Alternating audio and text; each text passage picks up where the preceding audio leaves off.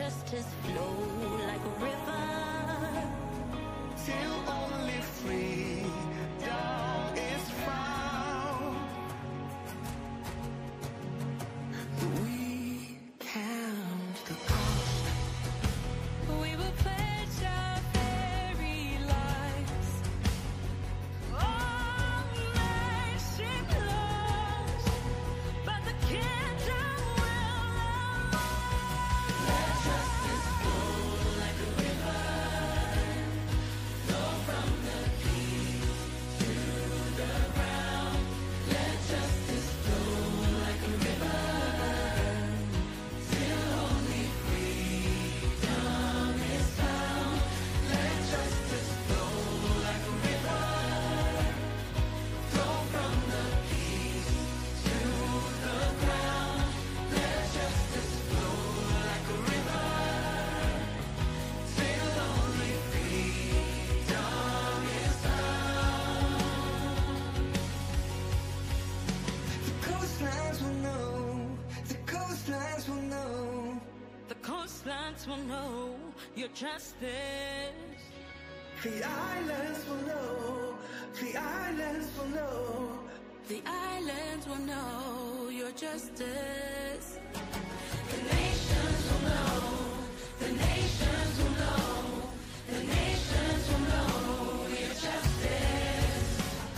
The coastlands will know, the coastlands will know, the coastlands will know your justice. Let justice flow like a river, Flow from the peak to the ground. Let justice flow like a river, till only freedom is found. Let justice flow like a river, flow from the peak to the ground.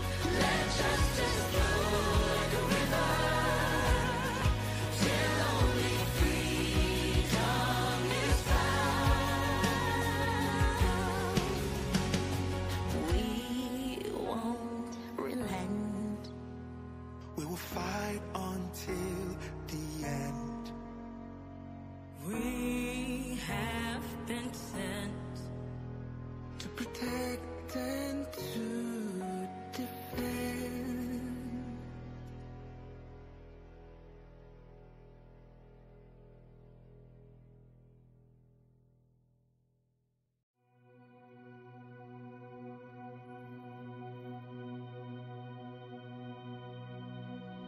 Justice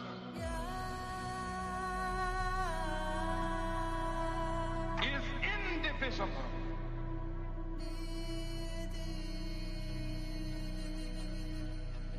Injustice anywhere is a threat to justice everywhere. We won't relent. We will fight until the end. We have been sent to protect and to defend. We won't relent.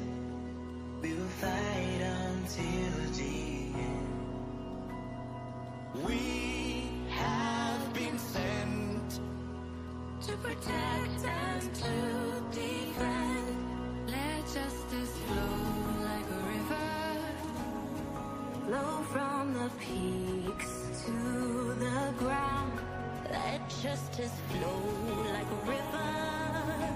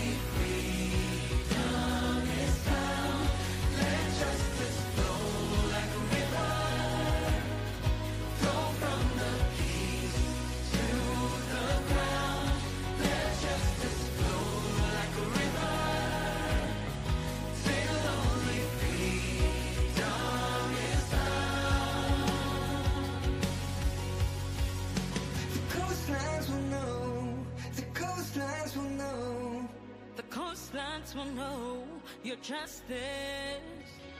The islands will know. The islands will know. The islands will know your justice. The nations will know. The nations will know. The nations will know your justice. The coastlands will know. The coastlands will know. The coastlands will know your justice. Let justice flow like a river.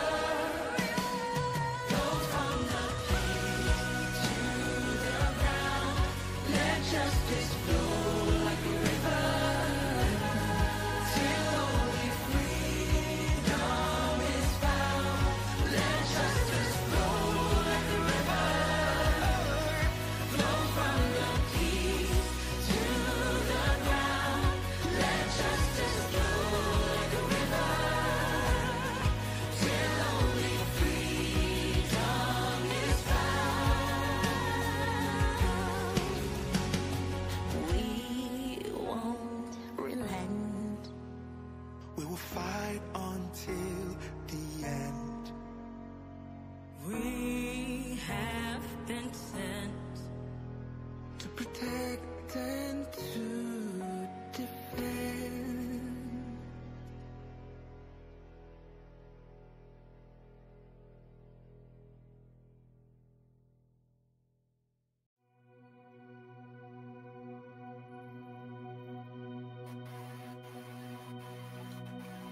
Justice is indivisible. Hello, good evening. I hope I'm audible. Sorry for the delay.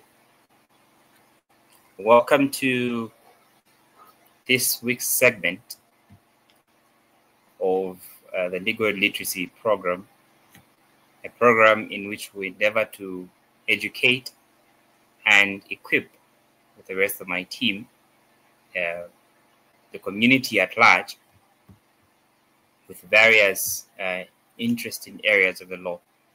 And today we are starting the foundation for this program and project that we are running as Legal Revelations Initiative. It is a great pleasure to interact with all of you that are watching us online from our various platforms. Some are on YouTube, some are on Facebook. We are really pleased with you. Now, not to waste much of your time, I'll get right into the lesson for the day. So today we're discussing a brief overview of the Zambian legal framework. This is a very timely topic, which is very important as well, because we can't really understand where the status of the law is now without really having to understand our legal system. Now, in delivering this session, I will endeavor to address four main questions. Number one, what are the main components of the Zambian legal system and how do they interact? Number two, how is the judiciary structured in Zambia and what roles do different courts play? Number three, what principles govern the administration of justice in Zambia? And number four, what opportunities are available for the Zambian legal system to grow and improve in terms of access to justice and legal representation? Of course, I cannot exhaustively cover all of these four guiding questions, but I will endeavor to provide for at least a proper guide on how to really understand this area of analysis that we're doing today. It is very important for law students who are just joining the legal profession for you to understand some of these questions and answers that I'm going to give you in delivering this lecture. Aside from that, if you are doing your first semester, or just first year in some other universities, you might come across a course called Legal Process.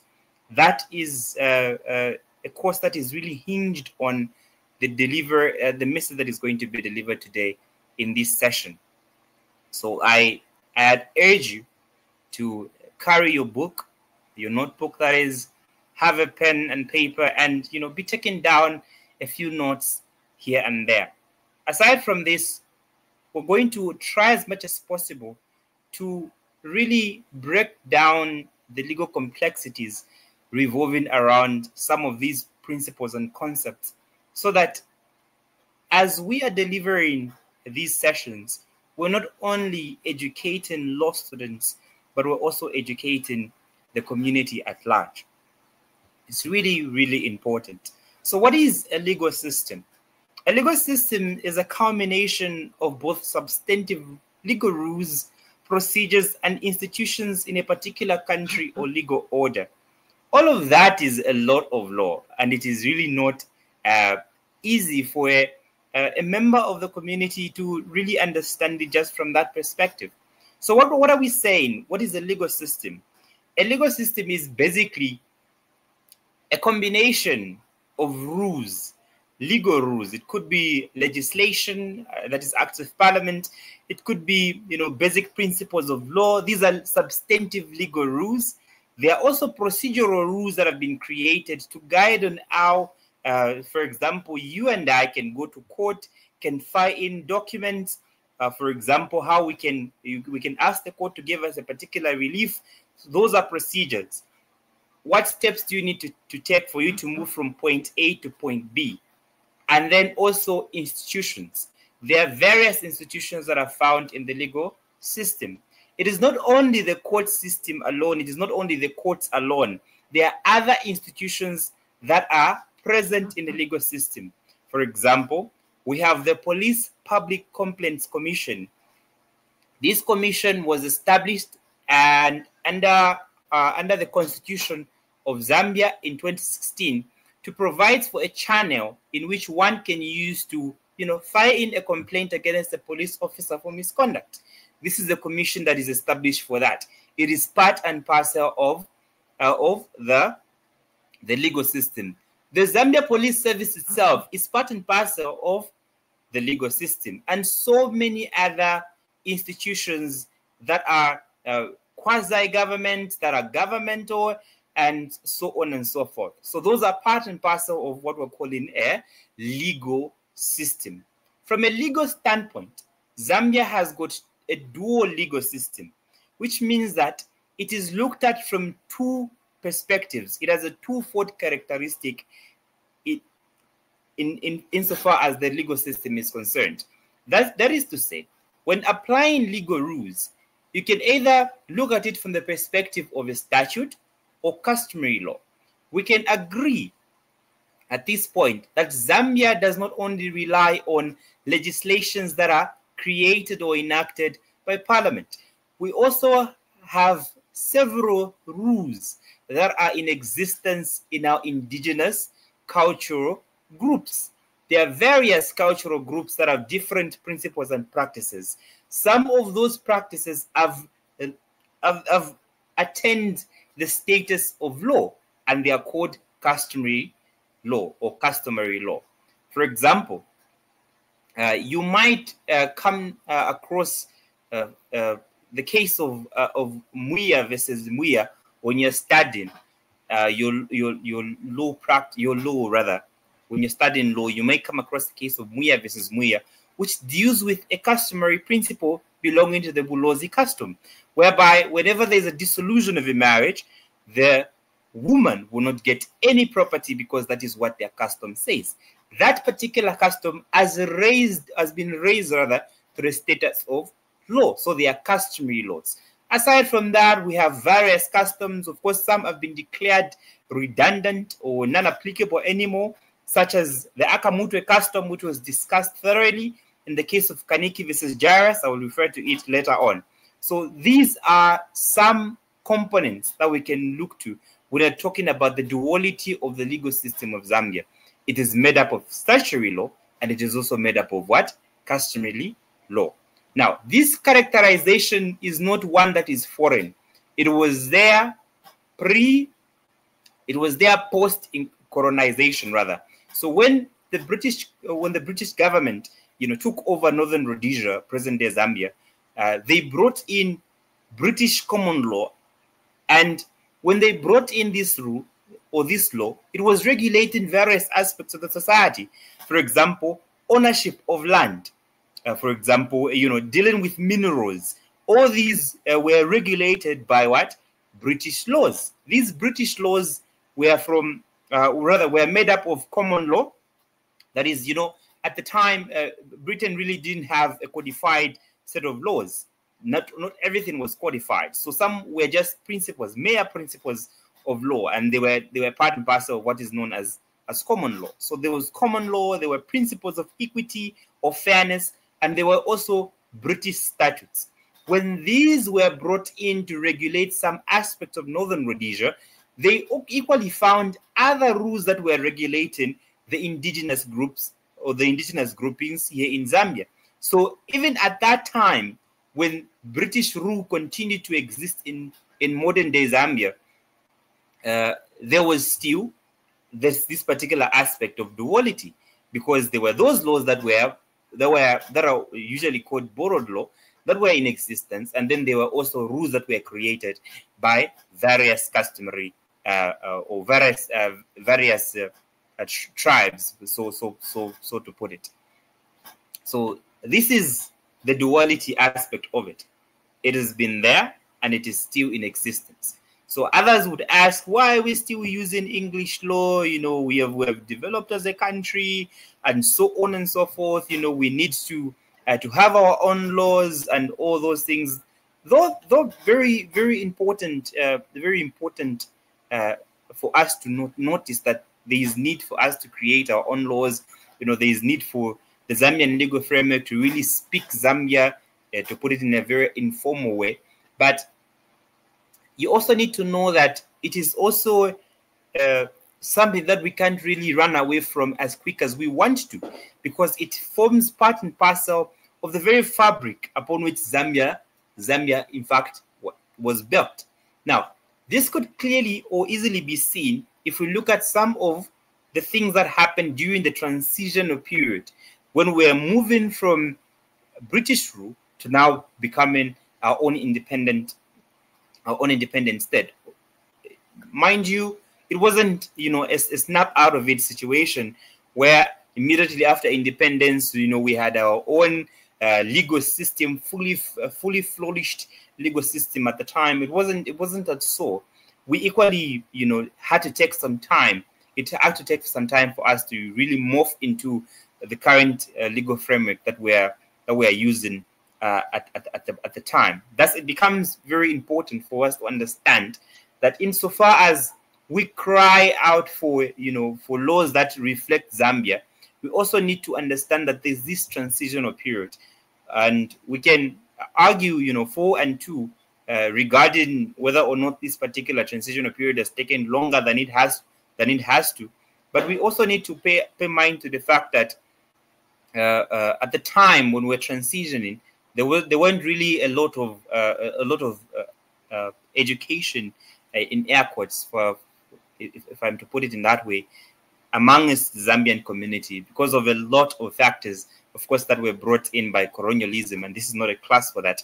But I'll just end it there. So the most education, the most education that Zambians could get was basically rudimentary education, that is the ability to read and write, and that wasn't really enough for us to have a fully flourished legal system being born immediately after independence. Because as you know, law is very technical, and there are so many areas of law that requires a particular technicality for it to fully function in the way that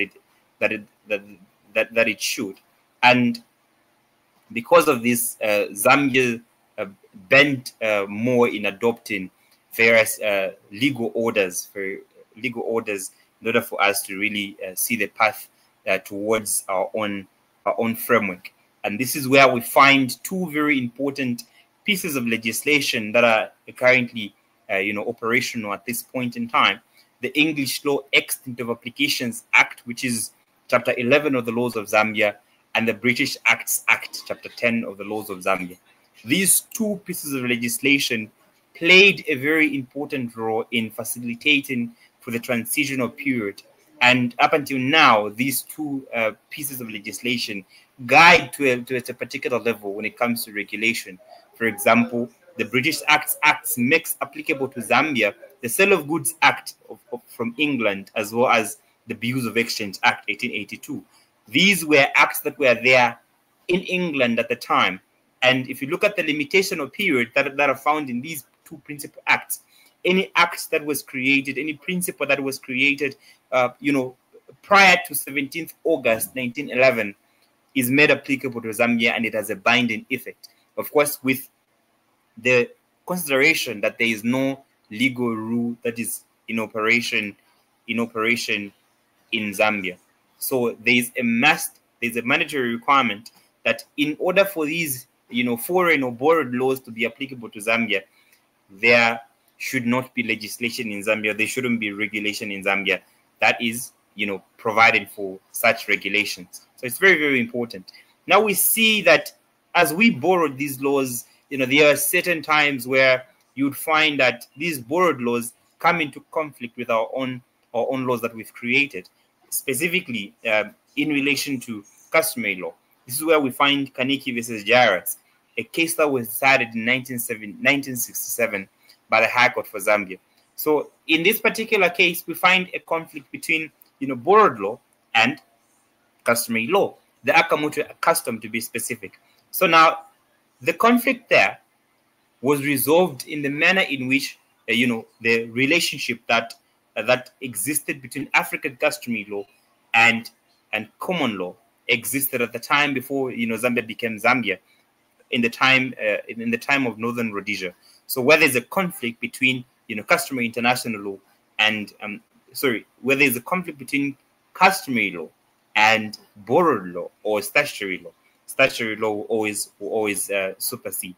So the principles that were applicable in the Kaniki versus Jairus included principles of equity, fairness.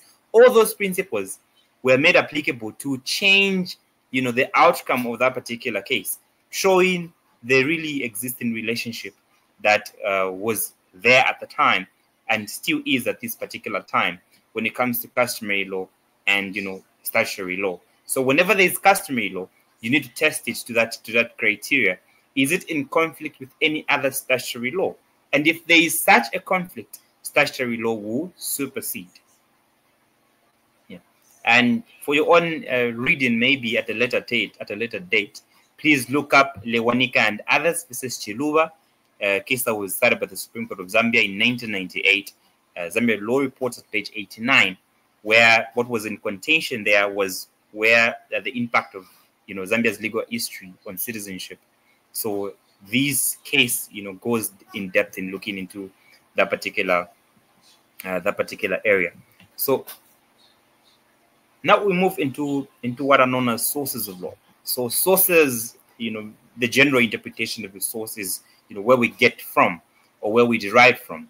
So there are seven areas or 7 places where you find in existence generally Zambia law. So how Zambia interacts with these laws, what exactly about them makes them aspects of regulation. So all these are what is being shown on your screens right now. So we have the Constitution of Zambia. Of course, the Constitution is a very fundamental document.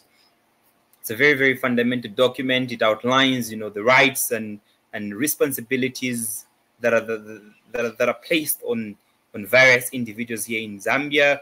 It houses quite a number of things, and certain scholars have actually coined it to be a social contract. So there is power that is conferred upon government to govern, and also in correlation to that, there are rights that are placed on the Zambian people who are being governed, to an extent that in situation where these rights are not being provided for, the people of Zambia can in fact go before a court of law, specifically the constitutional court that was created to petition that the government acts in a particular way, especially in relation to know, in relation to maybe their failure to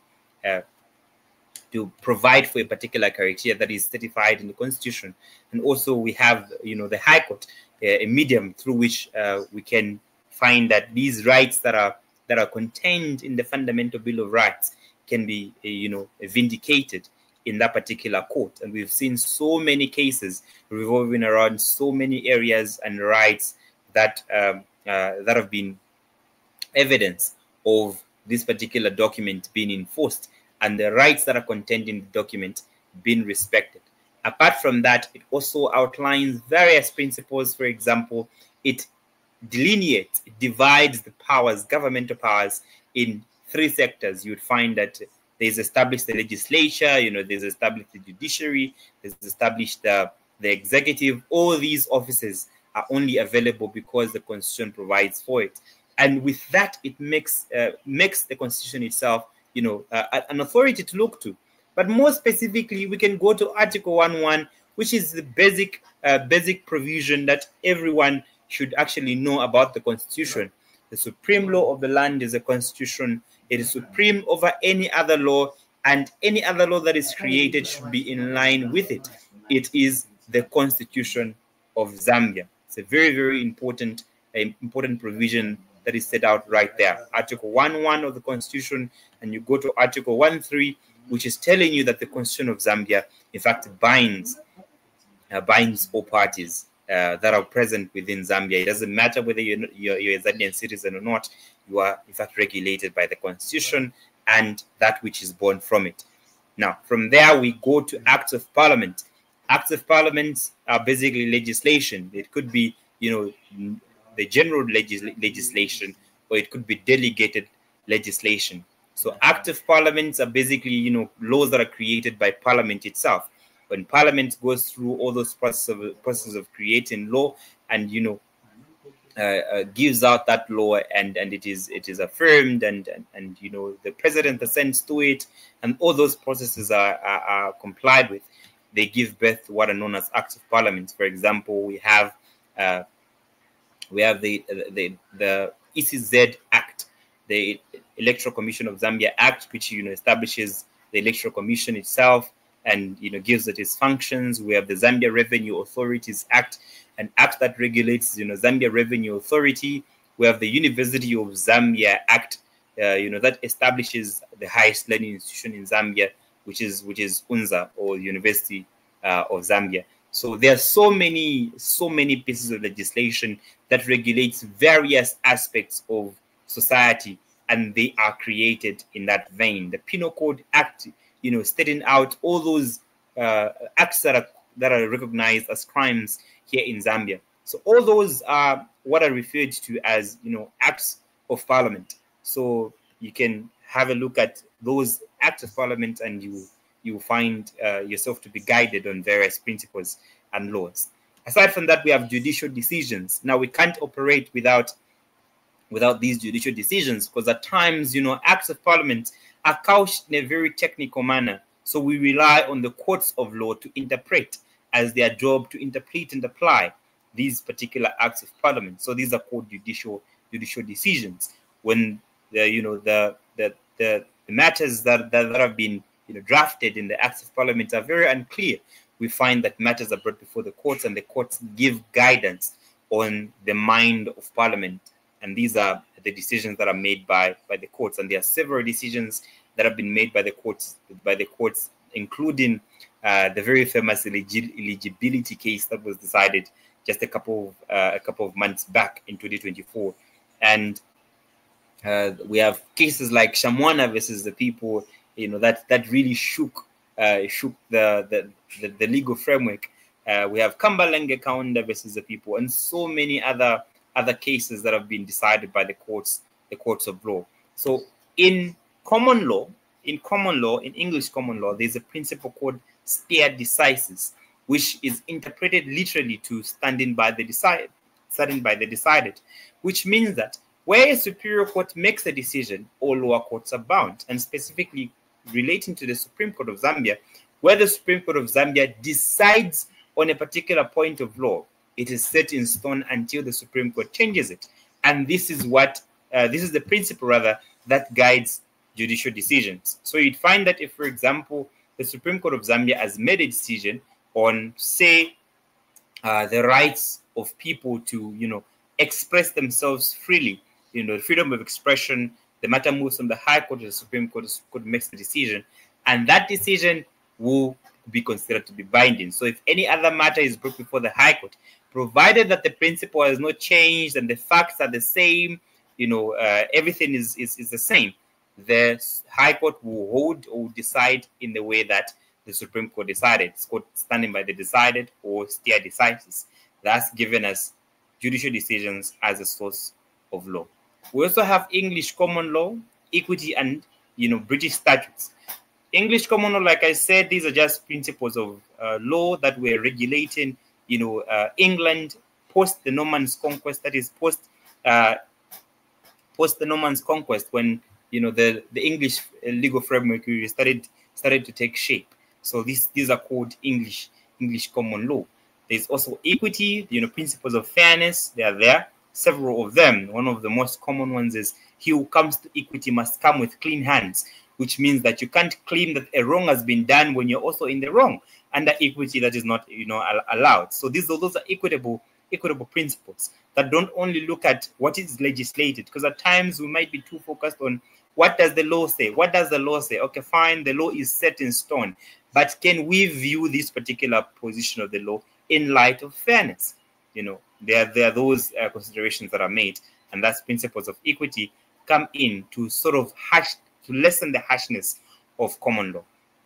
Then we have British statutes. So it is not every legislation or statute that regulates several matters here in Zambia that is, created by Parliament itself.